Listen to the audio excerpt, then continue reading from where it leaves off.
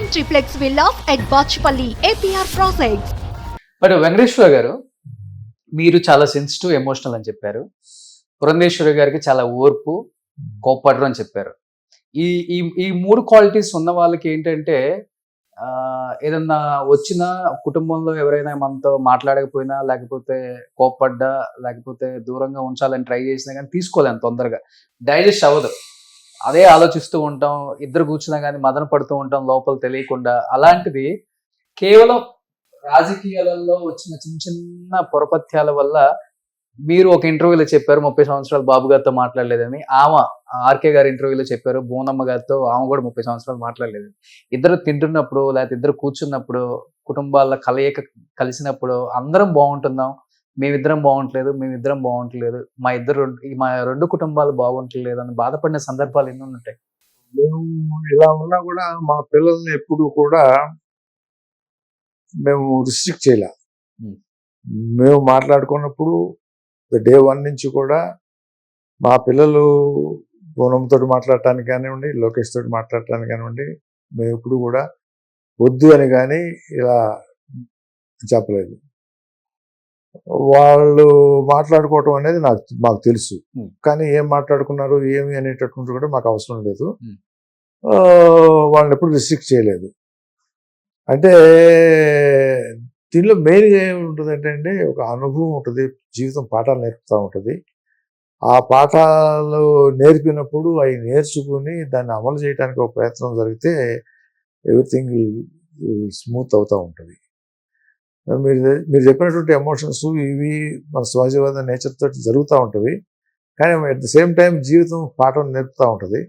ఆ పాఠాలు నేర్చుకున్నాం కాబట్టి ఇవన్నీ పెద్ద సమస్యలుగా మేము భావించడానికి అవకాశం లేదని నేను అనుకుంటాను. ఇవాళ ఉన్నటువంటి అట్మాస్ఫియరు రేపు ఉంటుంది అనేటటువంటిది పర్మనెంట్ కాదు అనేటటువంటిది ఒక జీవిత పాఠం. కాబట్టి అవకాశం వచ్చినప్పుడు అట్మాస్ఫియరు బాగుండాలి అనుకునేటటువంటిది అండర్ కరెంట్ ఉందనుకోండి, అవకాశం వచ్చినప్పుడు అందిపుచ్చుకోవటమే, అంతే, సింపుల్ అయిపోయింది.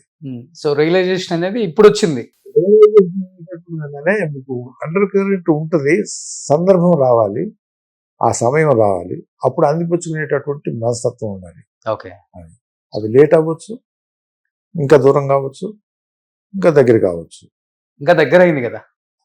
అంటే దగ్గర అంటే చేసుకున్నప్పుడు మీ కళ్ళల్లో కన్నీళ్లు కనిపిస్తున్నాయి అందరికి ఆ స్టేజ్ మీద. అంత కన్నీళ్ళ వ్యవహారం ఏమి నాకు అనిపించలేదు, కానీ ఆయనకు కనిపించాయి బాబు గారికి. అంటే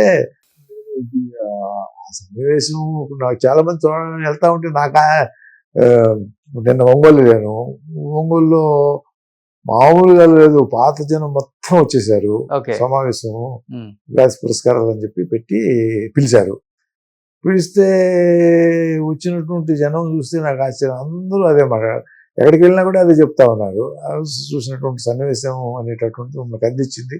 స్టేజ్ మీద మాకు ఏడుపు వచ్చింది సార్ అని కూడా చెప్పారు. చెప్తే నేను ఆ రోజు ఆ సందర్భంలో పరిస్థితిని బట్టి నేను చెప్పాలి, బాధ్యత ఉంది కాబట్టి చెప్పేశాను, అంతే. అనుకున్నానే కానీ నేను ఇంత ఎఫెక్ట్ ఉంటుందని చెప్పి నేను అనుకోలేదు. కానీ ఎక్కడికి పోయినా కూడా ఆ సన్నివేశాన్ని చాలా టీవీలకి బాగా అతుక్కున్నట్టున్నారు ఆ రోజు. పెద్దవాళ్ళు చిన్నవాళ్ళు అందరూ కూడా చూశారు. వర్కర్స్ దగ్గర నుంచి, లేకపోతే చిన్న రైతు దగ్గర కుటుంబాల దగ్గర నుంచి మొత్తం చూశారు. వాళ్ళకి ఏదో నచ్చింది దాంట్లో. అప్పుడు నేను అనలైజ్ చేయడం మొదలుపెట్టాను. ఏం నచ్చింది అంటే యాటిట్యూడ్ ఒకటి నచ్చింది అనేటటువంటిది అర్థమైంది. జీవితంలో వాళ్ళకి ఎన్నో సమస్యలు ఉంటాయి, ఏదో వ్యవహారాలు ఉంటాయి. దాని సమస్యని సున్నితంగా దాన్ని మనం ఓవర్కమ్ అవటానికి ఇది కదా ఒక ప్రక్రియ అనేటటువంటి ఫీల్ అయ్యారు అని అనిపించింది. ఓహో, ఆ రకంగా ప్రతి వాళ్ళని కదిలించింది ఇది అని చాలా సంతోషం ఏర్పడి అప్పుడు నేను థింక్ చేయడం మొదలుపెట్టాను.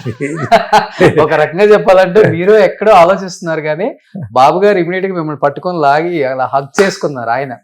అంటే ఆయనకి ఎప్పుడెప్పుడా ఒక్కసారి నేను వెంకటేశ్వర నచ్చింది, ఆయనకి అందుకోవాలి, నచ్చింది. నేను అంతకుముందు నేను అదే చెప్తా ఉన్నా, 2-3 సార్లు అంతకుముందు కలిసాం మేము. ఆయన్ని కలిసినప్పుడు నేను మాట్లాడుతున్నట్టు ఉంటుంది. ఆ రోజు పుట్టింది కాదు ఆయనకి, అది ఇంపార్టెంట్. ఆయనకి ఏంటంటే అంతకుముందు నేను 2-3 సందర్భాల్లో ఆయనతో మాట్లాడాను. 2-3 సందర్భాలే.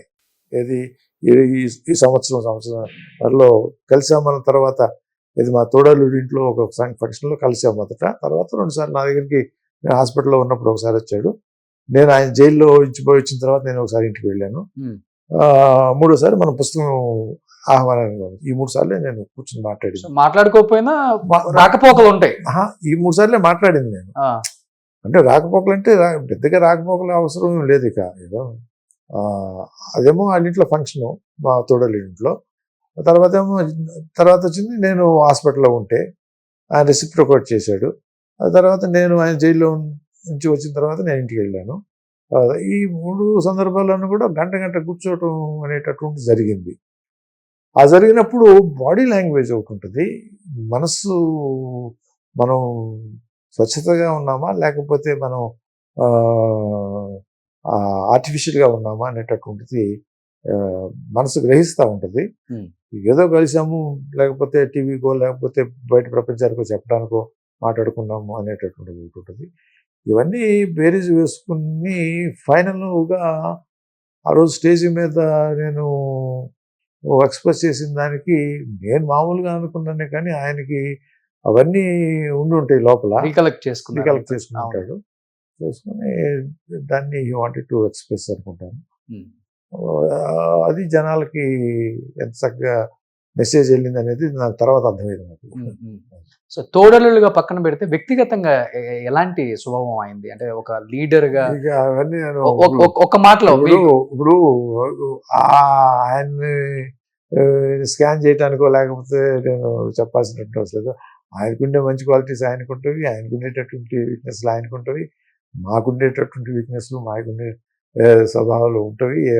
అవి ఎవరి వాళ్ళకి బాగుండొచ్చు. ఎమోషనల్ ఆయన కూడా కొంచెం సెన్సిటివ్ టైప్. అది నేనంటే చెప్తాను, ఆయనకుండేటువంటి స్వభావాలు ఆయనకు ఉండొచ్చు, నాకుండే స్వభావాలు నాకు ఉండొచ్చు. వాటిని విశ్లేషించేటటువంటి ఇంటర్వ్యూ కాకూడదు అనేది నాకు ఫీలింగ్. ఓకే. సో బట్ అప్పుడు కూడా పార్టీలో ఉన్నప్పుడు ఎప్పుడు కూర్చొని ఇద్దరు మాట్లాడుకున్న సందర్భాలు లేవా సార్? ఆ రోజుల్లో ఇప్పుడు యంగ్ బ్లడ్, ఆ రోజున ఇద్దరికి ఆశ అంటామా, యాంబిషన్స్ అంటామా ఉంటవి. అవి పాఠాలు నేర్చుకుని నేను చెప్పాను కదా, మనం పాఠాలు నేర్చుకున్న యొక్క నేపథ్యంలో దాని నుంచి క్రమేణా పరివర్తన రూపం యొక్క పరిణామమే ఆ స్టేజ్ అనుకోండి. ఓకే. సో 2 కళ్ళు సరిపోలేదు తెలుగు ప్రేక్షకులకి. నిజంగా ఆశ్చర్యపోతా ఉన్నా. అంత మూవ్ చేసిందా మీటింగ్ అయిన తర్వాత, అంటే మీటింగ్ అంటే ఆ కార్యక్రమం అయిన తర్వాత నేను ఎక్కడికి వెళ్ళినా కూడా అంత ఎమోషనల్గా పబ్లిక్ వచ్చి కలవటం, చెప్పటము. నిన్న శ్రీనివాసరావు గారి అబ్బాయి ప్రభాకర్ కలిశాడు. ఆ రోజు చూశాను, పివి నరసింహారావు గారికి ఈ కుటుంబానికి కానివ్వండి లేకపోతే పార్టీకి కానీ సంబంధం లేదు కదా. కమ్యూనిటీ వైజ్గా కానీ ఇంకో రకంగా కానీ చెప్పాల్సిన అవసరం లేదు. వచ్చి డాక్టర్ గారు చూశాను, నేను చాలా అంటే ఎక్స్ప్రెస్ చేశాడు తనే ఆయన. అలా ఎక్కడికి వెళ్ళినా ఆఫీసర్స్, ఐఏఎస్ ఆఫీసర్స్ పాపం వాళ్ళు. Okay, good. సుమన్ టీవీలో మీ పర్సనల్ అండ్ బిజినెస్ ప్రమోషన్స్ కోసం కింది నెంబర్కి కాంటాక్ట్ చేయండి.